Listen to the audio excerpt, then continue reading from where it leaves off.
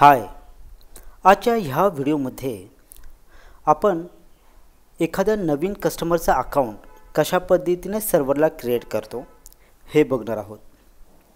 तर त्याच्यासाठी पहिल्यांदा आपल्याला काय करावं लागेल, तर पहिल्यांदा आपल्याला आपल्या सर्व्हरला लॉग इन करावं लागेल। आता ह्या केसमध्ये माझा जो सर्व्हरचा ॲड्रेस आहे तो आहे server.happy-visitors.com। हा जो काही तुम्हाला ॲड्रेस बारमध्ये दिसतोय हा माझा सर्व्हरचा ॲड्रेस आहे। आपण हा ॲड्रेस सगळ्यांसाठी वेगळा असेल, म्हणजे हा माझ्या सर्व्हरचा ॲड्रेस आहे, तसाच तुमच्या सर्व्हरचा ॲड्रेस वेगळा असेल, पण अशा सर्व्हरला तुम्हाला लॉग इन करावं लागेल। ज्याला तुम्ही ह्या लॉग इनच्या स्क्रीनला याल त्याला तुम्हाला याच्यामध्ये यूजरनेम आणि पासवर्ड विचारेल। आता ह्या आमच्या सिनॅरिओमध्ये यूजरनेम आहे रूट आणि पासवर्ड आहे काहीतरी, जो की मी इथं मुद्दामनं ॲस्टेरिकमध्ये आम्ही तुम्हाला दाखवतो। तर यूजरनेम आणि पासवर्ड टाकला आणि आपण ह्याला लॉग इन करू। आता ह्या स्क्रीनला ज्यावेळेला तुम्ही याल, आता ही स्क्रीन प्लेसचे लॉग इन झाल्यानंतरची पहिली स्क्रीन आहे, ज्याला आपण डॅशबोर्ड म्हणतो। लेफ्ट साईडला तुम्हाला पहिलाच ऑप्शन दिसेल कस्टमर्स, आणि त्याच्यावरती ज्याला आपण माऊस होवर करून जातो त्याला त्याच्यावरती आपल्यासाठी हेल्पला कमेंट आहे मॅनेज कस्टमर अकाउंट्स। आपण ह्या कस्टमर्सवरती क्लिक करायचं। ह्या कस्टमर्सवरती क्लिक केल्यावरती आपल्याला इथं वरच्या साईडला ॲड कस्टमर हा ऑप्शन दिसेल। आपण काय करूया, एक कस्टमर ॲड करूया, create a customer account with subscription. आपल्याला ह्या ॲड कस्टमरच्या बटनवरती आपल्याला क्लिक करायचं आहे। आता ह्या पेजवरती ज्याला आपण येतोय त्याला आपल्याला इथं कॉन्टॅक्ट नेम इन्सर्ट करायचा आहे। ओके, आता हे कॉन्टॅक्टचं नेम शक्यतो आपण वेबसाईटचं जे काय डोमेन नेम आहे तेच आपण शक्यतो इथे देतो। म्हणजे फॉर एक्झाम्पल एखाद्या स्कूलचं नाव आहे, समजा चाटे स्कूल, इथं आपण चाटे स्कूलच नाव द्या, चाटे स्कूल। ओके, ह्या नेममध्ये आपल्याला स्पेसेस अलाउड आहेत।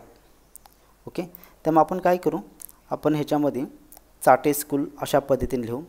ईमेल ॲड्रेस, आता ह्या कस्टमरचा आपल्याला ईमेल आय डी द्यायचा आहे आणि तो सुद्धा वर्किंग ईमेल ॲड्रेस आपल्याला तिथे द्यायचा आहे। फॉर एक्झाम्पल ह्यांचा एक ईमेल आय डी आहे, आपण ॲझ्युम करूया email@charteschool.com हा त्यांचा ईमेल आय डी आहे। लक्षात घ्या, इथं आपण ज्याला ईमेल आय डी देतो आहे त्याला कंपल्सरी त्यांचा वर्किंग ईमेल आय डीच घ्यायचा। याच्यासाठी आपल्याला त्यांना फोन करून आपल्याला त्यांचा ईमेल आय डी कंपल्सरी व्हॉट्सअपला रिटर्नमध्ये मागवून घ्यायचा आहे। ठीक आहे, तोच ईमेल आय डी आपल्याला कॉपी करायचा आहे आणि तो आपल्याला इथं पेस्ट करायचा आहे। ईमेल आय डी कधीही टाईप करायचा नाही, मोस्ट प्रोबॅबली व्हॉट्सअपला त्यांच्याकडून मागवून घ्यायचा, तो कॉपी करायचा आणि ते पेस्ट करायचा। जर आपल्याला कस्टमरचे काही ॲडिशनल इन्फॉर्मेशन द्यायचे असेल, for example company name, phone number, address, city, state वगैरे, ह्या सगळ्या गोष्टी आपण ह्याच्यामध्ये प्रोव्हाइड करू शकतो। ओके, त्या गोष्टी इथं भरून घ्यायच्या। त्या भरून झाल्यानंतर ना इथे यूजरनेम हे कंपल्सरी त्यांचं जे काही वरती आपण दिलं इथं तेच आपल्याला इथं द्यायचं आहे। फॉर एक्झाम्पल इथे मी देतो चाटे स्कूल, हाच यूजरनेम मला इथं द्यायचा आहे। ओके, आणि इथं पासवर्ड आपण जनरेट केलेला आहे। इथला पासवर्ड कधीही टाईप करायचा नाही, इथला पासवर्ड कंपल्सरी जनरेट ह्या बटनवरती क्लिक करूनच जनरेट करायचा। ओके, तुम्ही ज्याला जनरेटवरती click, the password strength is very strong, you can make it even stronger by increasing its length. Okay, आपल्याला एवढं पासवर्ड स्ट्रॉंग बास आहे, आपण यावरती क्लोज करू। आता आपल्याला ॲक्टिवेट अकाउंट बाय ईमेल हा ऑप्शन नेहमी ऑफच ठेवायचा आहे। ओके, ह्याला कधीही ऑन करायचं नाही। त्याच्यानंतर सबस्क्रिप्शनला create subscription for this customer by default on आहे, त्याला ऑनच ठेवायचं। आता इथं आपल्याला दोन ऑप्शन्स विचारतात सिलेक्ट युअर डोमेन नेमला, एक आहे रजिस्टर्ड डोमेन नेम आणि दुसरं आहे टेम्पररी डोमेन नेम। आता बाय डिफॉल्ट मोस्ट ऑफ लोकांचे ज्याला आपण website design and development start करतो आहे त्याला डोमेन नेम नसते, म्हणून आपण टेम्पररी डोमेन नेम घेतो आहे। पण इन केस जर त्यांचं डोमेन नेम ऑलरेडी रजिस्टर्ड असेल तर आपण रजिस्टर्ड डोमेन नेम घ्यायचं आणि इथं त्यांचं डोमेन नेम जे त्यांनी ऑलरेडी बुक केलेलं आहे ते इथं आपल्याला द्यावं लागेल। आता ह्या एक्झाम्पलसाठी आपण टेम्पररी डोमेन नेम घेऊया. ओके, आता इथे टेम्पररी डोमेन नेम घेतल्यावरती आपल्याला इथं एक टेम्पररी डोमेन नेम क्रिएट झालेलं दिसेल. ओके, त्यामुळे हे त्यांचं टेम्पररी डोमेन नेम आहे.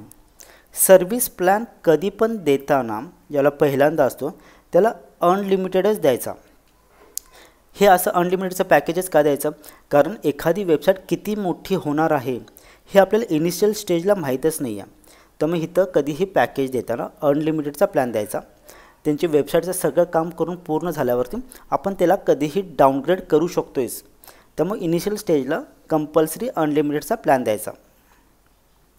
त्याच्यानंतर इथे बाकीचे सगळे डिटेल्स आहेत, ओके आहेत. कुठल्याही पद्धतीने चेंजेस करायचे नाहीत. खालच्या साईडला स्क्रोल करून आपल्याला ह्याला ॲड कस्टमरवरती क्लिक करायचं. आता इथं त्यानं कस्टमरचं नाव अमोल मिर्झे घेतलं आहे. ओके, त्यामुळे अमोल मिर्झा हा कस्टमर आपला क्रिएट झालेला आहे.